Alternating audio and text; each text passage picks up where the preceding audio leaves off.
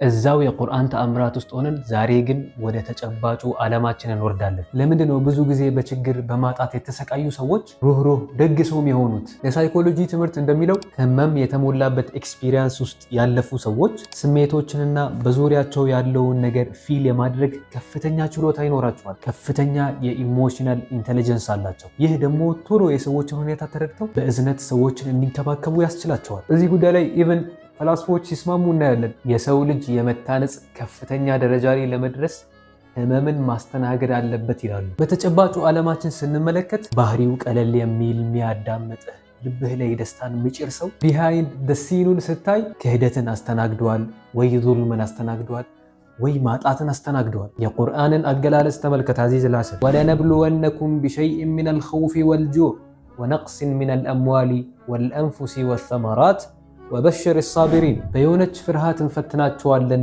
በረሃብ እንፈትናቸዋለን፣ በገንዘብ ማጣትም እንፈትናቸዋለን፣ በስተመጨረሻም ታጋሾችን አበስራቸው ይላል። ኦፍኮርስ እነዚህ ህመሞች ውስጥ በገቡበት ማንነት አይወጡም። ቫሊዩ ይዘው ነው የሚወጡት፣ አኽላቅ ይዘው ነው የሚወጡት፣ ትምህርትን ይዘው ነው የሚወጡት። ነቢዩን ሰለላሁ ዐለይሂ ወሰለም እንደ ምሳሌ መመልከት እንችላለን። ቤተሰቦቻቸውን አጥተው ያ ሁሉ ነገር ደርሶባቸው ብራዘር ኢንድ አዚዝ አልሐሰን ለሁሉም ሞዴል የሆነ ማንነት ይዘው ወጡ። ወኺታመን አዚዝ አልሐሰን ከችግርና መከራ መናስተናግደው ህመም ከወሰነበት ሩሃችንን ወደ ላቀ የአኽላቅ ደረጃ መናደርስበት እድል ነው።